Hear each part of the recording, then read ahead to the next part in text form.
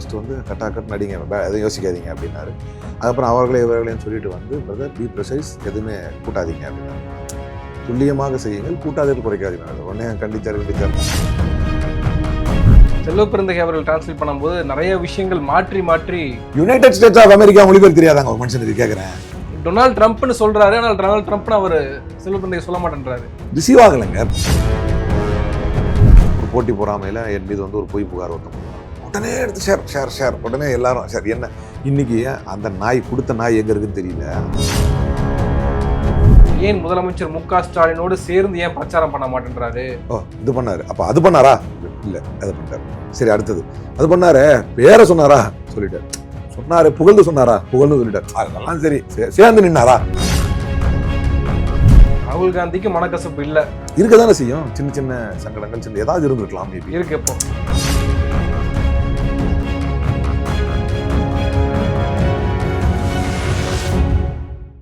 South beat நேயர்களுக்கு வணக்கம். இந்த நேர்காணலில் நாம் சந்திக்கப்பவர் தமிழ்நாடு இளைஞர் காங்கிரஸ் மாநில பொதுச் செயலாளர் திரு அலிமல் புகாரி அவர்கள். வணக்கம். வணக்கம். பொன்னேரியில உங்களுடைய தலைவர் ராகுல் காந்தியினுடைய பிரச்சாரம், அதை நீங்க தான் மொழிபெயர்த்தீங்க. அந்த மொழிபெயர்ப்பு ஆரம்பிக்கும் பொழுது அவர் ஒரு இன்ட்ரடக்ஷன் கொடுக்குறாரு. அந்த இன்ட்ரடக்ஷன் முடிச்ச உடனே நீங்களும் அதை மொழிபெயர்த்து பேசுறீங்க. உடனே ராகுல் காந்தி வந்து உங்ககிட்ட அது ஊடகங்கள்ல என்னவாக அது இருந்துச்சு அப்படின்னா, இவர் தப்பா சொல்றாரு, இல்ல ராகுல் காந்தி சொல்லாத சில விஷயங்களை மிகைப்படுத்தி சொல்றாரு அப்படின்ற துணியில ஊடகங்கள்ல பேசப்பட்டுச்சு. ஆனால் உண்மையா அங்க நடந்தது என்ன? அவர் என்ன உங்ககிட்ட சொன்னாரு? இல்லை, இது அவ்வளோ பெரிய டிஸ்கஷன் பண்ணுற அளவுக்கான ஒரு பெரிய மேட்ரு இல்லை. ஏன்னா அங்கே லைவில் இருந்தவங்க எல்லாம் நல்லா போச்சு.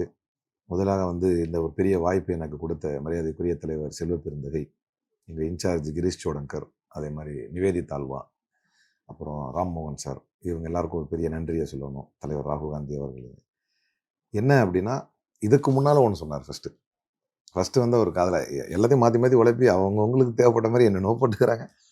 சரி, அரசியல்னா வன்மவாதிகள் இருக்க தானே செய்வாங்கன்னு நம்மளும் விட்டுறது. ஃபஸ்ட்டு என்ன சொன்னார்னா, பிரதர் எதுவும் யோசிக்காதீங்க, நான் அதை தரேன் உங்களுக்கு வீடியோ எக்ஸாக்டாக எங்கே பண்ணாருன்னு. பிரதர் எதுவும் யோசிக்காதீங்க, கட் அப்படின்னாரு.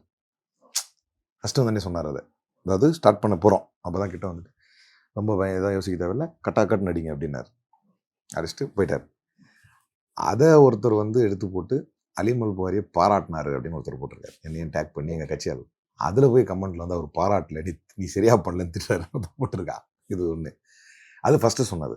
அதுக்கப்புறம் வந்து முதல்ல அவர்களே இவர்களேன்னு அந்த இது. அப்போ எனக்கு என்ன ஆயிடுச்சுன்னா, அவர் நிறைய லீடர்ஸ் பேர் லைனாக சொல்கிறார். நான் அனுமானமாக புரிந்து கொண்டது, அவர்களே இவர்களேன்னு லீடர்ஸ் பேர். கிரீஷ் சோடங்கர்ஜி, செல்வப்பெருந்தகைஜி, டி கே சிவகுமார், சுரேஷ், மேடையில் இருந்த மற்ற தலைவர்கள் எல்லாரும் பேரையும் சொன்னார். அவர்கிட்ட பேர் லிஸ்ட் இருக்குது, என்கிட்ட என்ன இருக்குது? எனக்கு நினைவில் இருந்தது வரைக்கும் கிரீஷ் சோடங்கர்ஜி, அப்படி செல்வப்பெருந்தகை அதை சொல்லிட்டு அதோடு சேர்த்து அவர் ஒன்று சொன்னார், எப்பப்பெல்லாம் தமிழ் இது நாட்டுக்கு வரணும், it's an honour for me அப்படின்னு. அப்போ வந்து நான் வந்து இது தமிழ்நாட்டுக்கு வருவதை ஒரு பெருமிதமாக கருதுகிறேன், ஏதோ ஒரு வார்த்தை சொன்னேன், இவ்வளோதான். அவர் அதை நமக்கு ஒரு அட்வைஸாக, ஒரு கைடாக, ஏன்னா இதற்கு முன்னர் ஏற்பட்ட அனுபவமாக தான் அவருக்கு இருக்க வேண்டுமே தவிர நான் தான் ஸ்டார்ட்டே பண்ணலையே. அப்போ வந்து என்ன சொன்னாருன்னா, அவர் சொல்லணுன்னு இருந்திருக்காரு. ஃபஸ்ட்டு வந்து அதை கட்னு சொல்லிட்டு போயிட்டார். அவர் சொல்லணுன்னு இருந்திருக்காரு. கிட்ட வந்து பிரதர் பி ப்ரிசைஸ் அப்படின்னாரு. ப்ரிசைஸுக்கு அர்த்தம் தெரியாதவர்கள் எல்லாம் ஊடகத்தில் இருப்பது வந்து வேதனை. ஏன்னா கூட குறைச்ச எதுவும் சொல்லிடாதீங்க, ப்ரிசைஸாக சொல்லுங்கள். கூட குறைச்சலாக சொல்கிறதுக்கு தான் ப்ரிசைஸுங்கிறத யூஸ் பண்ணுறாரு. தப்பாக சொல்லிடாதீங்க அப்படின்னா மீனிங் தெரியாமல் பேசிடாதீங்கன்னு தான் அவர் சொல்லணும். Be precise, don't add anything. புரியுதுங்களா? அப்போ துல்லியமாக செய்யுங்கள்னு அர்த்தம். அது துல்லியமாக செய்யுங்கள். அது இப்போ நான் சரி, அப்போ நம்ம ஏதோ மிஸ்டேக் பண்ணிட்டோங்கிறதுக்காக அப்படி சொல்கிறாரா அப்படின்னா அப்படியும் கிடையாது. ஏன்னா இன்னும் ஸ்டார்டே பண்ணல, இவர்களே தான் முடிச்சிருக்காரு. அவர் சொல்லணும்னு இருந்திருக்காரு, அப்படிதான் நான் அதை விளங்கிக்கிறேன். அவர் சொல்லணும்னு இருந்திருக்காரு. இது இந்த அவர்களை முடிச்சோன்னு சொல்லிட்டாரு, brother be precise, don't add anything அப்படிங்கிறார். உடனே சில அறிவியலிகள், சில தற்கொலைகள்லாம் போட்டு கண்டித்தார். வந்து பேசி முடிச்சா தானே கண்டிக்க முடியும் ஆக்சுவலாக. இதே ஒரு அதுதானே. அதுக்கப்புறம் பெரிய வாய்ப்பு கிடைத்தது, ரொம்ப சிறப்பாக அதை செய்யணும். சன் டிவியெல்லாம் அதை அழகாக போட்டிருந்தாங்க. எல்லாருமே அதை ரொம்ப, அதாவது அறிவுசார் சமூகம் வந்து அதை ரொம்ப சிலாகித்து ஏற்றுக்கொண்டார். பொன்னேரியில அவர் பேசின பல விஷயங்கள் முக்கியமானது. அது டிரான்ஸ்லேட் கரெக்டா தான் இருந்துச்சு. ஆனால் பொன்னேரியை தவிர நிறைய இடங்கள்ல பிரச்சாரம் பண்ணாரு. துறையூர்ல, சோளிங்கர்லலாம் பிரச்சாரம் பண்ணும்போது, குறிப்பா உங்களுடைய தலைவர், மாநில தலைவர் செல்வ பெருந்தகையினுடைய டிரான்ஸ்லேஷன். உங்க இடத்துல கூட அந்த அளவுக்கு பேசப்படாத டிரான்ஸ்லேஷன். ஆனால் செல்வ பெருந்தகை அவர்கள் டிரான்ஸ்லேட் பண்ணும்போது நிறைய விஷயங்கள் மாற்றி மாற்றி அவர் பேசினாரு. அங்கேயும் முக்கியமான ஸ்டேட்மெண்ட்ஸை வந்து நிறைய இடங்கள்ல பேசுறாரு. டொனால்ட் ட்ரம்ப்ல இருந்து மோடியோட சம்பந்தப்பட்டு தமிழ்நாடு எப்படி பார்க்கிறாரு மோடி அப்படின்னு பல இடங்கள்ல முக்கியமான ஸ்டேட்மெண்ட் பேசுறாரு. ஆனால் அது எல்லாமே மிஸ் டிரான்ஸ்லேட் பண்றாரு செல்வ பெருந்தகை. வேற மாதிரியான ஒரு வார்த்தைகளை பயன்படுத்துறாரு. இதை நம்ம எப்படி எடுத்துக்கிறது? அது மிகப்பெரிய அளவுக்கு நார்த் இந்தியன் ஊடகங்கள்ல கேலியும் கிண்டலும் பண்றாங்க. சமூக ஊடகங்கள்ல கிண்டல் பண்ணப்படுது. எப்படி பார்க்குறீங்க அதை? இல்லை, கேலி பண்ணுறது இன்னைக்கு ஐடி பாஸ்வேர்டு இருந்தால் நாய் கூட கேலி செய்யும். ஐடி பாஸ்வேர்டு இருந்தால் தகுதியற்ற சரியா பண்ணியிருந்தா அது வந்திருக்காது இல்லையா? சொல்கிறேன்ப்பா, சரிங்க. இப்போது நான் பண்ணுறப்ப சூழ்நிலைகள் ஒன்று இருக்குல்ல. If I am not wrong, அது வந்து he was not scheduled to translate. ஹைகமாண்டில் வேற ஒரு ரீசன் ஏதோ வந்ததுனால அவர் அந்த பொன்னேரி முடித்து அதுக்கப்புறம் தான் டெசிஷன் மாறுது. பொன்னேரி முடித்து சோளிங்கர் போகிறாரு. போகும்போது தான் டெசிஷன் மாறுது. இப்போ நீங்கள் நான் பண்ண இடத்துல நீங்கள் எடுத்துக்கங்களேன். எனக்கு அது வரைக்கும் தெரியாது. நான் மேடைக்கு போய் எனக்கு ஒரு டெசிக்னேட்டட் இடம் கொடுத்துருந்தாங்க. அங்கே உட்கார்ந்து இருக்கிறப்ப திருவள்ளூர் டிஸ்ட்ரிக்டில் இருக்கக்கூடிய எல்லா எம்எல்ஏஸ் எல்லாரும் வந்திருக்காங்க. எல்லா வேட்பாளர்களும் வந்திருக்காங்க. டிஎம்டிகேலேருந்து மரியாதைக்குரிய அமைச்சர் நாசர் எல்லாரும் வந்திருக்காங்க. அப்போ வந்து அவங்கெல்லாம் இந்த லெஃப்டில் இருக்கிற, இப்போ நாங்கள் இப்படி உட்காந்துருக்கோம், லெஃப்டில் இருக்கிற போடியம் ஒன்று, அதுதான் எனக்கு டெக்னிக்கலாக. ரைட்டில் இருக்கிறது தான் தலைவர் ராகுல் காந்திக்கு. அப்படி தான் வச்சுருக்காங்க, பேசணும், ட்ரான்ஸ்லேட் பண்ணணும். இந்த லெஃப்டில் இருக்கிறத யூஸ் பண்ணி எல்லா தலைவர்களும் பேசுகிறாங்க. நான் சென்டர் ஆஃப் ஸ்டேஜில் பின்னால் ஒரு தேர்ட் ரோவில் எனக்கு சீட் இருக்குது, நான் உட்காந்துருக்கேன். அவங்க பேசுறது எதுவுமே எனக்கு புரியல. எனக்கு பதட்டம் வந்துருச்சு. ஏன்னா எதுவுமே புரியலையே. இப்போ இதே தானே தலைவர் ராகுல் காந்தி வந்தாலும் அவர் பேசுறது புரியல, நம்ம எப்படி மொழிபெயர்க்க போகிறோம்? இப்போ இது இன்னும் அனுபவபூர்வமாக எடுத்துக்கிட்டோம் அப்படின்னா, இதே மாதிரி ஹை ப்ரொஃபைல் டிரான்ஸ்லேஷன் வந்து மரியாதைக்குரிய முதலமைச்சர். அவர் பேசுகிற ஒவ்வொரு வார்த்தையும் என் காது பக்கத்தில் இருந்து பேசுகிற மாதிரி அன்றைக்கி அமைஞ்சிருச்சு. அந்த ஸ்டேஜ் பீகாரில் ஸ்டேஜ், அது ஸ்டேஜ் அமையறதை பொறுத்தது. நான் ஒரு ப்ராக்டிக்கல் டிஃபிகல்ட்டி பற்றி டிஸ்கஸ் பண்ணுறேன். ஐடியும் பாஸ்வேர்டு இருந்தால் ஒரு நாய் கூட விமர்சனம் பண்ணோம், எப்படி கண்ட சுரி நாய் கூட விமர்சனம் பண்ணோம். ஆனால் அரசியல் ரீதியாக என்ன நடந்துச்சு, அங்கே இருக்கக்கூடிய கஷ்டங்கள் என்ன, ஏன் அவர் இல்லைன்னா யாராவது பண்ணியிருக்கலாமா, அதெல்லாம் வாஸ்தவமான ஒரு விஷயம். ஒரு டிவியில் பார்க்கும்போது, ஃபோனில் பார்க்கும்போது அது எங்களுக்கு கரெக்டாக கேட்குது. ஆமாம் ஆமாம். ஆனால் ஏன் அங்கே இருக்கிற ஆட்களுக்கு கேட்கலன்ற ஒரு கேள்வி வருது இல்லை? இது வந்து இப்போது இந்தியன் எக்ஸ்பிரஸில் கூட என்கிட்ட கேட்டாங்க. நான் இதெல்லாம் விளக்கமாக சொன்னேன். என்ன நடந்துச்சு, அங்கே என்னென்னலாம் சவால்கள் இருந்துச்சு, எப்படிலாம் இருந்துச்சு. நான் அவர் இன்னும் கொஞ்சம் விளக்கமாக சொல்லணும்னா, அது எனக்கு கேட்கல அப்படின்னோடனே, நான் சிட்டிங் பொன்னேரி, இதெல்லாம் சாட்சியங்கள் நடந்துகிட்டு இருக்கும்போதே நான் சிட்டிங் பொன்னேரி எம்எல்ஏ மரியாதைக்குரிய சந்திரசேகர் எம்எல்ஏ, துரை சந்திரசேகர் எம்எல்ஏ அவர்களை கூப்பிட்டு சொன்னேன், என்ன பண்ணலாம் அப்படின்னாரு. சார் என்ன சார் என்கிட்ட கேட்குறீங்க, பேசுறதே கேட்க மாட்டேங்குது, ஸ்டேஜில் உட்காந்துருக்கோம், பக்கத்தில் மைக்கில் பேசுகிறாங்க, புரிய மாட்டேங்குது சார் அப்படின்னு. அப்போ புரியலைன்னா எப்படி பண்ண முடியும் அப்படின்னு. அதற்கு பிறகு இன்சார்ஜ் ஒருத்தர் கர்நாடகாவிலேருந்து ஒரு இருக்கார், ஒரு உசைனோ ஏதோ ஒரு நேம் அவருது, சரி இதாயத்துல்லா உசைன் ஏதோ நேம் ஆகுது. அப்போ நான் அவர்கிட்ட சொன்னேன். அவர்கிட்ட சொன்னோடனே அவரும் சரியாக எடுத்துக்கல, ஏன்னா பிஸி, ராகுல் காந்தி வரப்போறாரு. அதுக்கப்புறம் நம்ம மரியாதைக்குரிய பாராளுமன்ற உறுப்பினர் சசிகாந்த் செந்தில் அவர் தான் அதை அட்ரஸ் பண்ணார் நான் சொன்னோடனே. ஏன்னா அவர் அந்த இதில் இருந்திருக்காரு. கடந்த முறை வேளச்சேரிக்கு தலைவர் ராகுல் காந்தி வரும்போது அவர் தான் மொழிபெயர்த்தார். அவர் அந்த நெருக்கடிகள்லாம் சந்திச்சிருக்கார். இன்னும் நான் சொல்கிறேன், மற்ற தலைவர்களும் அதானே நீங்கள் கேட்க வரும்போது நான் அடுத்தடுத்து சில விஷயம் சொல்கிறேன். அப்போ என்ன ஆகுதுன்னா, நான் அவர் சொன்னோன்னே அவர் அப்போ தான் அந்த காட்லெஸ் மைக் வந்து எடுத்துகிட்டு வர்றார். தலைவர் இவர் தான் எம்பி தான் எடுத்துகிட்டு வர்றார். எடுத்து கொடுத்து மாவட்ட தலைவர்கிட்ட கொடுத்து என் கையில் கொடுத்து, இதை நீங்கள் கையிலேயே வச்சுக்கன்றார். இன்னும் எவ்வளோ நேரம் இல்லை வச்சுக்கங்க, எம்பி வந்து ஐடியா பண்ணுறாராம் அப்படின்னு. அப்போ என்ன ஆகுதுன்னா, DK Shivakumar sir deputy CM Karnataka வரார். அப்போ எனக்கு உடனே எம்பி சொல்கிறாரு, நீங்கள் இதை டிரான்ஸ்லேட் பண்ணுங்கள், பண்ணிங்கன்னா சாம்பிள் பார்த்துடலாம் அப்படின்ட்டார். 10 ஒரு வாசகம் ஒரு ஸ்டேட்மெண்ட் சொல்கிறாரு, நம்ம டிரான்ஸ்லேட் பண்ணுறோம்னு வைங்களேன். அதில் 10 வார்த்தை பேசுகிறார் என்றால், ஃப்ராங்க்லி ஸ்பீக்கிங் எனக்கு 6 வார்த்தை புரியலை. பக்கத்தில் தான் நிற்கிறேன், இவ்வளோ பக்கத்தில் நிற்கிறேன். அவர் கையை எடுத்தால் என் நெஞ்சில் படும், கையை வீசினார்னா என் நெஞ்சில் படும். 6 வார்த்தை புரியல, 4 தான் புரியுது. ரொம்ப உன்னிப்பாக கவனித்து அனுமானத்தின் அடிப்படையில் இந்த 4 வார்த்தையை வச்சு இதைத்தான் அவர் பேசியிருப்பார் அப்படின்னு தான் டிரான்ஸ்லேட் பண்ணுறோம். ஏன்னா பிரச்சனை இன்னொரு விஷயம் என்னன்னா, இவங்க சசி தரூரோ மற்றவங்களோ கிடையாது. Complicated English words. எனக்கு தெரிய இந்தியாவிலேயே எல்லா சாமானியர் அடிப்படை ஆங்கிலம், எங்களை போன்ற அடிப்படை ஆங்கிலம் தெரிந்தவர்களுக்கு கூட விளங்கக்கூடிய வகையில் பேசக்கூடியவர் தான் தலைவர் ராகுல் காந்தி. அது ஒரு பெரிய இதெல்லாம் யார் பண்ணும். உதாரணத்துக்கு யார் கேட்டாலும் அடிப்படையாக படிச்சுக்கிட்டு இருக்கிறவங்க, ஒரு பேசிக் யூஜி படிச்சுட்டு இருக்கிறவங்க, எங்களை மாதிரி அடிப்படையாக விளங்குறவங்களுக்கு கூட ஈஸியாக புரிகிற ஒரு மொழியை பயன்படுத்துபவர் தான் ராகுல் காந்தி. ரொம்ப கடினமாக எதையும் பயன்படுத்த மாட்டார். அது எல்லாருக்கும் ஈஸியாக புரியும். அவருடைய பார்லிமெண்ட் ஸ்பீச்சே அவ்வளோ ஈஸியாக இல்ல புரியும். அதனாலதான் சந்தேகம் வருது, ஏன் இப்படி அதுதான். பண்றாங்க? அப்போ வேணும்ட்ட பண்ணுவாங்க. பிரச்சனை என்னன்னா, இது எனக்கு நடந்த அனுபவத்தை நான் சொல்கிறேன். நான் சோளிங்கர் போகலை, பொன்னையோட கட்டாயிட்டேன்.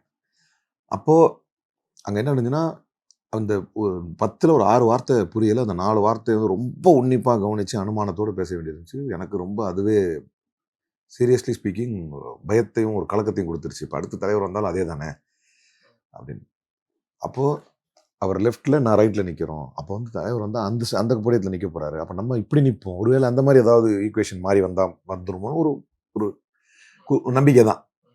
என்ன நடக்குதுன்னு தெரியல. அப்போ நான் அவர்கிட்ட கேட்குறப்ப அந்த ஸ்பீக்கர் எல்லாமே வந்து பப்ளிக்கை பார்த்த மாதிரி இருக்கு. ஏதாவது 2-3 ஸ்பீக்கர் வந்து ஸ்டேஜை பார்த்த மாதிரி இருந்தால் ஒரு வேளை நல்லா இருந்திருக்குமோ, அது தெரில. எனக்கு டெக்னிக்காலிட்டி அது எனக்கு தெரியல. ஆனால் என்னன்னா, அவ்வளவு எளிமையாக இருக்கும்போது அதுக்கப்புறம் அதில் ராகுல் காந்தி பேச ஆரம்பித்தார். வந்து நின்று நம்ம சொன்ன உடனே ஃபஸ்ட்டு வந்து கட்டாக்கட் நடிங்க, எதுவும் யோசிக்காதீங்க அப்படின்னாரு. அதுக்கப்புறம் இவர்களேன்னு சொல்லிட்டு வந்து, பிரதர் பி ப்ரிசைஸ், எதுவுமே கூட்டாதீங்க அப்படின்னாரு. துல்லியமாக செய்யுங்கள், கூட்டாதீர்கள் குறைக்காதீங்க. உடனே கண்டிச்சாருன்னு பைத்தியம் மாதிரி ஏதோ உலகிட்டு இருக்கானுங்க. Let's ignore them. அது பிரச்சனை இல்லை. அதுக்கப்புறம் சிறப்பாக போச்சு.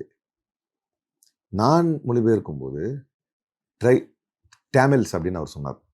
என் காதில் அது ட்ரைபல்ஸ்னு விழுந்துச்சு. எனக்கு நான் நடந்ததே சொல்கிறேன். இந்த இடத்துல வந்து சோளிங்கரில் வந்து அவர் அந்த கார்னர்லையும் தலைவர் இந்த கார்னர்லையும் நிற்கிறார். மற்ற தலைவர்களுக்கும் இதுக்கு என்ன வித்தியாசம்னா, பெரும்பாலும் அது முதலமைச்சரோ பிரைம் மினிஸ்டரோ ஸ்கிரிப்ட் கொடுத்துருவாங்க. இது எக்ஸ்டெம்போர், கையில் ஒன்றுமே இருக்காது நம்மளுக்கு. எனக்கு அது புரியுது. நான் குறைந்தபட்சம் என்ன நினைச்சேன் அப்படின்னா, ஒரு புல்லட் பாயிண்ட்ஸ் மாதிரி. இல்ல மிஸ்டேக்கும் உங்க மேல தானே இருக்கு. ஆர்கனைசேஷன் பிரச்சனை தானே அது. அது வந்து ஒரு தலைவர் எப்படி பேசுவார் என்பதை பொறுத்து தானே தவிர, இப்போ ஆர்கனைசேஷன் எது வரைக்கும் போக முடியும்? கொடுங்கன்னு தான் கேட்க முடியும். அது எப்படி ஆர்கனைசேஷன் பிரச்சனையாகும்? இங்கே சொல்கிறேன், லோக்கல் ஆர்கனைசேஷன், ஸ்டேட் லெவல் தலைமையை சொல்கிறேன். அப்போ இதுதான் பேச வாய்ப்பு இருக்குது, அதுதான் பேச வாய்ப்பு இருக்குது. இல்லை, அது ஒரு நல்லதும் கூட. ஒரு இதாக இருக்காது, ஒரு பேஷிங்காக இருக்கும். நல்ல ஒரு சொல்கிறது, ஒரு நேச்சுரலாக இருக்கும். அதுவும் நல்லா பண்ண அது இஷ்யூ. ஏன்னா அவர் பண்ணுறது ரொம்ப ஈஸியான, அவருடைய ஆங்கிலம் ரொம்ப எளிமையானது. பிரச்சனை வந்து அது டெக்னிக்கல் இஷ்யூன்னு நான் சொல்ல வர்றேன் அந்த ஸ்டேஜ். இப்போ நான் அதுக்கப்புறம் இன்னைக்கு காலையில் அங்கே ஒரு எம்எல்ஏ எனக்கு ஃபோன் பண்ணார், எக்ஸ்எம்எல்ஏ முருகானந்தம் அப்படின்னு. அவர் என்கிட்ட சொன்னார், ரொம்ப நான் இருந்தேன் ஸ்டேஜில், ரொம்ப அழகாக நீங்கள் வந்து மேனேஜ் பண்ணிட்டீங்க தம்பி, ரொம்ப சிறப்பாக இருந்தது. ஆனால் மேடை வந்து அவர் சொன்ன சில ரொம்ப டீப்பாக சொன்னார். ஈஸ்ட் வெஸ்ட்டில் இருந்துச்சு, மேடை வந்து ஈஸ்ட் வெஸ்ட்டில் இருந்துச்சு. அதனால் என்ன ஆகும்னா, இந்த இடத்துல சவுத்துலேருந்து காற்று வீசும். அப்போ வந்து உங்களுக்கு அது எனக்கே ஆச்சரியமாக இருக்குது. என்ன காதில் சரியாக ரிசீவ் ஆக மாட்டேங்குது. இதனால் தான் நீங்கள் பார்த்துருக்க முடியும் 3-4 இடங்களில் நான் இடைநிறுத்தி. இப்போ நான் சொன்னேன் டேமில் அப்படின்னு சொன்னது எனக்கு காதில் ட்ரைபல்னு வந்துச்சு. We have also ruled states from Delhi அப்படின்னார். அது என் காதில் they have also ruled from அப்படின்னு கேட்டுச்சு. வி ஹவ் ஆல்சோன்னு சொல்கிறது எனக்கு தே ஹவ் ஆல்சோ. நீங்கள் தலைவர் செல்லப்பிறந்த டிரான்ஸ்லேஷன் பார்த்தீங்கன்னா இட்ஸ் அ லை அப்படின்னு சொல்லுவார். அவர் அலைவுன்னு சொல்லுவார், அது உயிரோடு இருக்கிறது அப்படின்வார். அதான் சொல்கிறேன், இதுக்கு வேணும்ட்டே ஆரம் பண்ணி ட்ரோல் மெட்டீரியல் ஆகணும்னு நினைக்க மாட்டேன். இப்போ தான் எனக்கு தலைவர் தங்கபால் என்ன கஷ்டப்பட்டுருப்பாருங்கிறது வந்து சில இடங்களில் ஈவன் நம்ம மேனேஜ் பண்ணி நான் என்ன முடிவு எடுத்துட்டேன் அப்படின்னா, தப்பாக சொல்லி ட்ரோல் ஆகிறத விட அவர்கிட்டயே கூப்பிட்டு 2 வாட்டி கேட்டுடலாம். 3 வாட்டி 4 வாட்டி கிட்ட நான் இடைமறிச்சிட்டேன் அவரை. It's difference between coercion and concession அப்படின்னாரு. ஒன்றுமே புரியல எனக்கு. கோயர்ஷன் கன்செஷன் எளிமையான ஆங்கில வார்த்தை, ஆனால் அது ரிசீவ் ஆகலை. நான் வந்து சார் அப்படின்னு அப்புறம் கிட்ட வந்து it's difference between coercion and concession அப்படின்னாரு. அதுக்கப்புறம் மொழியை பற்றி பேசினார். தமிழ், இந்த மொழியில் தான் நீங்கள் it's a medium where you from in which you grief and celebrate அப்படின்னாரு. புரியல. கிரீஃப் செலிப்ரேஷன் சாதாரண வார்த்தை, ரிசீவ் ஆகலை கரெக்டாக. அப்புறம் கிரீஃப் சார் அப்படின்னோடனே யூ கிரீஃப் அண்ட் செலிப்ரேட் ஒரு வார்த்தை, கிரீஃப்ன்றது மட்டும் ஞாபகம் இருக்குது எனக்கு. அப்போ உங்கள் துக்கத்தை நீங்கள் பரிமாறிக்கொள்வதற்கும் உங்கள் மகிழ்ச்சியை பரிமாறிக்கொள்வதற்குமான ஒரு மீடியம் லாங்குவேஜ் அப்படின்னு சொல்கிறார். இது ரொம்ப அதெல்லாம் நம்மளுக்கு அனுபவம் இருக்குது. அதே செல்வ பெருந்தைக்கும் நடந்திருக்கும்ன்றீங்க. வேற என்ன இருக்கும்? இப்ப நான் என்ன சொல்றேன், யுனைடெட் ஸ்டேட்ஸ் ஆஃப் அமெரிக்கா மொழிபெயர்ப்பு தெரியாதாங்க ஒரு மனுஷனுக்கு கேட்கிறேன். நீங்க நியாயத்தை கேட்கிறேன். யுனைடெட் ஸ்டேட்ஸ் ஆஃப் அமெரிக்கா மொழிபெயர்ப்பு இன்னொன்னு, he was not scheduled. அது எனக்கு உறுதியா தெரியும். டொனால்ட் ட்ரம்ப்னு சொல்றாரு, ஆனால் டொனால்ட் ட்ரம்ப்னு அவரு செல்வ பெருந்தை சொல்ல மாட்டேன்றாரு. ரிசீவ் ஆகலைங்க, பிரச்சனை. அது ஏதோ ஒரு இஷ்யூங்க. அதான் சொல்றேனே. ஓகே, பொது வாழ்க்கைன்னு வந்தா பூமாலையும் வரும், செருப்பு மாலையும் வரும். பிரச்சனை பழனியாபா சொன்ன மாதிரி அது பிரச்சனை இல்லை. என்னை பொறுத்த வரைக்கும் நான் எப்படி தற்காத்துக்கிட்டேன் அப்படின்னா, நான் பின்னால் கேள்விப்பட்டேன், அவருக்கு அந்த மாதிரி கேட்டால் பிடிக்காதுலாம் கேள்விப்பட்டேன். அதை பற்றி எனக்கு தேவையில்லைங்க. நான் வந்து சமூக வலைதளத்தில் ட்ரோல் ஆகிறத விட அவருக்கு பிடிக்கலன்னா கூட கேட்டு தெரிஞ்சு கரெக்டாக பண்ணிடலாம் அப்படின்னு ஒரு 2-3 எனக்கு ஞாபகம் இருக்கிறது. இந்த grief matter, chores and concession, அப்புறம் அந்த 2-3 எனக்கு அவ்வளோ பாருங்க. எனக்கு அப்புறம் நான் வீடியோலாம் பார்க்கல, ஜஸ்ட்டு நம்மளை போட்டதை அப்புறம் நிறைய பேர் நான் ஷேர் பண்ணேன். எனக்கு ஞாபகம் இருக்கு அவர்கிட்ட எதை கேட்டேன்னு. ஏன்னா எனக்கு அந்த அளவுக்கு சில விஷயங்கள். அதே மாதிரி பண்டைய காலத்தில் போர் செஞ்சாங்க, அவங்க வந்து ராணுவத்தை கொண்டு வந்து நிற்பாங்க, போர் ஆரம்பிச்சிடும் அப்படின்னாரு. அதில் கூட எனக்கு ஒரு சின்ன டக்குன்னு எனக்கு சரியா ரிசீவ் ஆகலை. அது என்னன்னா, டிகே சிவகுமார் சார்ட்ட என்ன இருந்துச்சோ அதே மாதிரி தான் இவர்கிட்ட இருந்துச்சு. நான் அவ்வளோ கூடுதலாக இப்படி மைக்கை வச்சுக்கிட்டு இப்படி கிட்ட நின்றுக்கிட்டேன். ஏன்னா அந்த மைக்லேருந்து வர சவுண்டு நமக்கு வேணாம், அவர் வாயிலேருந்து வர சவுண்டு மட்டுமாவது ஃபுல்லாக எடுத்துக்குவோம். இப்படி சில நெருக்கடிகளை ஒரு காலத்தில் தங்கபாலு சார் வந்து இப்படி கிட்ட நின்னது ஏன்னு நமக்கு புரியுது. ஆனால் ராகுல் காந்தியுமே ஒரு இடத்துல கேரளால ஒரு பெண், ஒரு ஸ்கூல் மாணவி, ரொம்ப கஷ்டமான வேலை அப்படின்னு சொல்லுவார். அது வந்து அது எனக்கு தெரிஞ்சு அது வந்து அந்த ஏஜுக்காக இருக்கும். இப்போ யூஸ்வலி இப்போ இந்தியன் எக்ஸ்பிரஸ் இன்னைக்கு சூப்பராக போட்டிருக்காங்க. டிரான்ஸ்லேஷனுங்கிறது எல்லாரும் பண்ணிட முடிய வேலை கிடையாது. அது சாதாரணமாக ரிசீவ் பண்ணி சொல்கிறத விட அந்த நேரத்தில் கரெக்டாக என்ன வார்த்தையை பயன்படுத்தணும்னு சொல்லி பண்ணணும். இது நம்மள உயர்வாக சொல்லிக்கிறதுங்கிறத தாண்டி அந்த வேலை அவ்வளோ ஹைப் சொல்கிறது. இதை விட பெரிய ராகுல் காந்தியை விட எங்களுக்கு பெரிய லீடர் யார் இருக்கா இந்தியாவில்? உலகத்திலே நாங்கள் நினைக்கிற பெரிய லீடர் அவர் தான். அவருக்கு டிரான்ஸ்லேட் பண்ணணுங்கும் போது அது ஒரு ஆட்டோமேட்டிக்காக அது போய் ஒரு குழந்தை ஸ்கூலுக்குள்ள அவ்வளோ அழகாக பண்ணுறப்ப அவர் அதை தட்டி கொடுத்து இது பண்ணாதீங்க அப்படிங்கிறார். நான் ஷோலிங்கிறதான் இப்படி சொல்கிறேனே தவிர எனக்கு I have no idea about Thuraiyur. நான் எப்படி டிஃபன் பண்ணல. நான் அரிசி எடுத்துட்டு போறேன்னா அது எடுத்து போய் சமைச்சு சாப்பிடுவாருன்னு சொன்ன சப்ஜெக்ட்ஸ் எல்லாம் நான் வந்து டிஃபன் பண்ண விரும்புறேன். ஆனால் பொதுவாக பீட்டர் அல்ஃபோன்ஸ் தான் ராகுல் காந்தியுடைய மொழிபெயர்ப்பு நடக்கும், அவர் தான் பண்ணுவார். இன்னைக்கு பண்ணியிருக்காரு, தலைவர் தான் பண்ணியிருக்காரு. எனக்கு அது நம்ம அவருடைய என்ன சொல்றது ஃபேன்ஸ் தானே. அவர் பேசுற அந்த இது அவர் அந்த இதை தான் நம்ம பண்றோம். ஸோ இந்த மாதிரி ஏன்னா இதுக்கு வந்து உதாரணங்கள் கூட அவர் வந்து அந்த முருகானந்தம் வந்து கொடுத்தாரு. என்ன சொன்னார் அப்படின்னா, இந்த பத்தனம் திட்டா அப்படின்னு ஒரு டிஸ்ட்ரிக்ட்ல வந்து இதே மாதிரி தலைவர் ராகுல் காந்தி வந்து பிரச்சாரம் பண்ணாரு. அப்போ நான் அங்கே இன்சார்ஜா இருந்தேன் அந்த நிகழ்ச்சிக்கு. அதில் வந்து யார் பண்ணா அப்படின்னா, அது வந்து சபரிமலை இருக்கக்கூடிய டிஸ்ட்ரிக்ட்டு. அதில் ரொம்ப மோடி வந்தார், அமித்ஷா வந்தார், நிர்மலா சீதாராமன்லாம் வந்தாங்க, பியூஷ் கோயல் வந்தார். ஸோ நம்ம தலைவர் ராகுல் காந்தியும் அங்கே கூட்டு போய் பண்ணுறப்ப பிஜே குரியன் அப்படின்னு இருந்தார். அவர் சொன்னது பிஜே குரியன் அவர் வந்து ஸ்பீக்கர், டெபுட்டி ஸ்பீக்கராகவும் இருந்தார். ரொம்ப பெரிய அறிவுஜீவி அவர். ஆனால் இதே மாதிரி தான் அந்த நார்த் சவுத்தில் இருந்த இதானப்ப அது வந்து இதே மாதிரி நடந்துச்சு. சொல்கிற வார்த்தை வந்து ரிசீவ் ஆகலை. சரியா? இப்போ இந்த வார்த்தை ரிசீவ் ஆகலைன்னாலும் மெயினான விஷயம், உங்கள் கையில் ஸ்கிரிப்ட் இருந்ததுன்னா நீங்கள் வார்த்தைக்காக வெயிட் பண்ணிட்டு இருக்க வேண்டியதில்லை.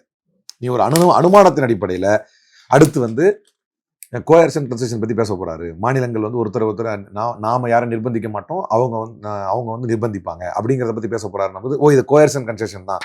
நான் சொல்கிறது ஃபுல் ஸ்கிரிப்டாக கூட இல்லை, ஏதாவது ஒரு பாயிண்ட் பை பாயிண்டாக இருந்தால் கூட நீங்கள் ஒரு மாதிரி அனுமானிக்க முடியும். எதையுமே அனுமானிக்க முடியாத ஒரு இடத்துல மற்றவங்களுக்கு இதானே நீங்கள் சொல்லலாம். இப்போ நரேந்திர மோடி வராது, அவங்களுக்கும் மேடைகள் அமைக்கப்படலாம், இருக்கலாம், அமித்ஷா அவங்களுக்கெல்லாம் வந்து கொடுக்கப்படுது. இப்போ நீங்கள் உண்மையாலுமே எரர் எப்படின்னு பார்த்தீங்கன்னா, மைக்ரோ வாட்டர் இரிகேஷன் அப்படிங்கிறது அவர் தெளிவாக காதில் கேட்குது. அதுக்கு எக்ஸாக்டான வார்த்தை சொட்டு நீர் பாசனம். அதை வந்து ஒருத்தர் சிறுநீர்னு சொன்னாருன்னா அவருக்கு சப்ஜெக்ட் ரிசீவ் ஆயிருக்கு, அவர் மொழிபெயர்க்கும் போது அது தப்பாக மொழிபெயர்த்திருக்காரு. சரியா? இங்க யுனைடெட் ஸ்டேட்ஸ் சொல்றது வந்து அமெரிக்கான்னு சொல்றதை விட ஒருங்கிணைந்த இந்தியான்னு ஏன் சொல்றாரு அப்படின்னா, அவருக்கு கேட்டது யுனைடெட் தான் கேட்டிருக்கு. சரி, நல்லா கூர்ந்து கவனிச்சா வித்தியாசம் இருக்கு. பட் ஸ்டில் எச் ராஜாவை கூட அவ்வளவு விமர்சனம் பண்ணியிருக்க வேண்டிய அவசியம் இல்லை. ஏன்னா வந்து அந்த நேரத்துல நின்று அந்த பதற்ற நேரத்தில் அப்ப என்ன சொல்லுவாங்கன்னா, அதுக்கு தகுதியான ஆள் இல்லையா அப்படிங்கிற ஒரு கொஸ்டின் வரும். எல்லாம் யோசிச்சு சிந்திச்சு எதை பண்ணணும் அப்படின்னு தான் பண்றாங்க.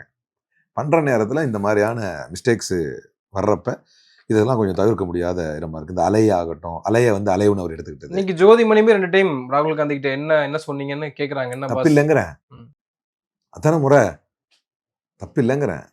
ஸோ இது நான் சொல்றேங்க, ஒரு விஷயம் என்னன்னா, பொதுவாக அரசியல் என்பது நிறைய வன்மவாதிகள் நிறைந்த இடம். சரியா? அது சொந்த கட்சிக்குள்ளேயே கூட இருப்பாங்க. எப்படா எவனாவது இது பண்ணுவோம். அதுல இந்த கீபோர்ட் போராளிகள் அப்படின்னு தப்பில்லை. சமூக வலைதளம் என்பது ஒரு வரம் தான். அதை எப்படி பயன்படுத்தணும்? பொழுதன்னைக்கும் எவந்தையாவது நோண்டிக்கிட்டே போட்டு அதுல இருந்து ஏதாவது ஒரு லைக் வந்துடாதா? அது உண்மைத்தன்மை வந்து அறியறது கிடையாது. இப்போ வந்து ஒருத்தன் தேர்தல் இருக்கிற நேரத்தில் நம்மளுக்கு சில வாய்ப்புகள் இருக்கிற மாதிரி, சட்டமன்றத்துக்கான வாய்ப்புகள் இருக்கிற மாதிரி நம்ம கொஞ்சம் மூவ் பண்ணிட்டு இருக்கும்போது ஒரு போட்டி பொறாமையில என் மீது வந்து ஒரு பொய் புகார் ஒருத்தன் கொடுக்குறான். உடனே எடுத்து ஷேர் ஷேர் ஷேர் உடனே எல்லாரும் ஷேர். என்ன இன்னைக்கு அந்த நாய் கொடுத்த நாய் எங்க இருக்குன்னு தெரியல. நான் அந்த நாயை எதிர்த்து பிரைவேட் கம்ப்ளைண்ட் கொடுத்து கோர்ட்ல பிரசன்ஸ் காட்டி நான் நம்பர் பண்ணிட்டேன் கேஸை. வா, அதே மாதிரி 2 கோடி ரூபாய் டெஃபமேஷன் கேட்டு நோட்டீஸ் அனுப்பியிருக்கேன். நான் அந்த நாயை விட மாட்டேன். ஆனா பரப்புறது பார்த்தீங்கன்னா பட்ட பட்ட பட்ட பட்ட பட்ட பட்ட பட்ட பட்டன்னு உடனே என்ன இருக்குன்னு. இது வந்து நேற்றைய தினம் கூட சீமான் வந்து ஒரு குழந்தையை ஒரு ஒரு மைனர் குழந்தையை வந்து அள்ளி முத்தம் கொடுக்குற மாதிரி ஒரு வீடியோ வந்தது. அது யதார்த்தமா நடக்கிறது தானே. கேளுங்க நான் என்ன சொல்ல வரேன்னு. நீங்க ஏன் டென்ஷன் ஆகுறீங்க? நான் அதை பார்த்துட்டு இதனுடைய உண்மைத்தன்மை என்னன்னு தெரியாம இதை ஷேர் பண்ணக்கூடாது, நான் ஷேர் பண்ணல. அதுதான் சொல்றேன். உங்க பாயிண்ட்டுக்கு தான் வர்றேன். அது என்னன்னு தெரியல, அது என்ன சப்ஜெக்ட்னே புரியல, எடுத்தோடனே என்னன்னு போட்டுறதா. அதனால இதுதான் நாம வந்து ஒரு என்ன அப்படின்னு இது தவிர்க்க முடியாது. இன்னொரு புள்ளியில இது ஒரு பக்கம், இந்த டிரான்ஸ்லேஷன் பிரச்சனைகள் அப்படின்றது ஒரு பக்கம். இதுல ராகுல் காந்தியினுடைய பிரச்சாரத்தின் போது அவர் இங்க வந்ததுல இருந்தே சில அரசியல் சூழல் வந்து ராகுல் காந்தி இன்னும் அவர் கோவத்துல தான் இருக்காரு, கோவம் தனியில, அவர் ஏன் முதலமைச்சர் மு க ஸ்டாலினோடு சேர்ந்து ஏன் பிரச்சாரம் பண்ண மாட்டேன்றாரு, அப்போ இவங்க வந்து இது வந்து இந்த கூட்டணி எப்பயோ உடஞ்சிருச்சு, ஒட்ட வச்சிட்டு இருக்காங்க, பொருந்தாத கூட்டணி அப்படின்னு எதிர்கட்சிகள் விமர்சனம் பண்றாங்க. அது உங்களுடைய பதில் என்ன? அது இது எங்க இருந்து ஸ்டார்ட் பண்ணலாம் அப்படின்னா, ராகுல் காந்தி வரவே இல்லை அப்படின்னா, சரியா வந்துட்டார். வந்த ராகுல் காந்தி முதலமைச்சர் பேரே சொல்லலைன்னாங்க பொன்னேரியில். என்கிட்டயே கேட்டாங்க, நீங்க தானே டார்ச்சர் பண்ணீங்க, வார்த்தைக்கு வார்த்தை காதில் வாங்கினீங்கல்ல, முதலமைச்சர் பேர் சொன்னாரா? பண்ணல அப்படின்னா. ஷோலிங்கரில் மிஸ்டர் எம்.கே. ஸ்டாலின் அப்படி பண்ணார் இப்படி பண்ணாருன்னு எல்லா இடத்துலையும் இப்போ கரெக்டாக இப்போ பார்த்துக்கிட்டு இருந்தேன், இந்த லைவ் பார்த்துக்கிட்டு இருந்தேன், தலைவர் பீட்டர் அல்ஃபோன்ஸ் டிரான்ஸ்லேட் பண்ணுறதை பார்த்துட்டு இருந்தேன். அதுலேயும் கரெக்டாக எம்.கே. இப்பவும் பேசிகிட்டு இருக்காரு. பண்ணிட்டாரா? இப்போ ஏன் சேர்ந்து பண்ணலங்க? அதுக்கு தான் ஆர்எஸ் பாரதி விளக்கம் கொடுத்துட்டார். ஏங்க ஒரு மீட்டிங்கு தான் சொல்கிறேன், நான் அதிராம்பட்டினத்தில் எனக்கு பொதுக்கூட்டம் வெள்ளிக்கிழமை இல்லை, ராகுல் காந்தி பேச்சை நீங்கள் தான் மொழிபெயர்க்கிறீங்க, கேன்சல் பண்ணிட்டு கிளம்பி வாங்கன்றார். தலைவர் ராகுல் காந்தி வர்றது சனிக்கிழமை காலையில் 11:45. என்ன எப்போ கூப்பிட்றாங்க? வெள்ளிக்கிழமை மதியானம் தலைமைக்கு வந்துருங்கிறாங்க. ஒரு நிகழ்ச்சி நடக்கிறதுக்கு இவ்வளவு ஏற்பாடுகளை செய்ய வேண்டியிருக்கு. ஏற்கனவே முடிவாகி அஸ்ஸாம் இப்போ மரியாதைக்குரிய முதலமைச்சர் இங்கே பிரச்சாரம் பண்ணிக்கிட்டு இருக்காங்க, தமிழ்நாடு முழுக்க. அப்போ அவங்களுக்கும் பாதுகாப்பு பிரச்சனைகள், ஏற்பாடு சிக்கல்கள் எல்லாமே இருக்குது, பண்ணுறாங்க. தலைவர் ராகுல் காந்தி அஸ்ஸாம் போகிறார். தமிழ்நாடு தேர்தல் என்னென்னலாம் பாருங்கள், அஸ்ஸாமு தமிழ்நாடு இதே இஷ்யூ தானே மோடிக்கும் இருக்குது அப்படின்னு நீங்கள் சொல்லலாம். அவங்க பண்ணுறாங்கல்ல, மோடியும் எடப்பாடியும் ஒன்றா இருக்காங்கல்ல. அவர்கள் ஆட்சியில் இருக்கிறார்கள், நரேந்திர மோடி ஆட்சியில் இருக்கிறார்.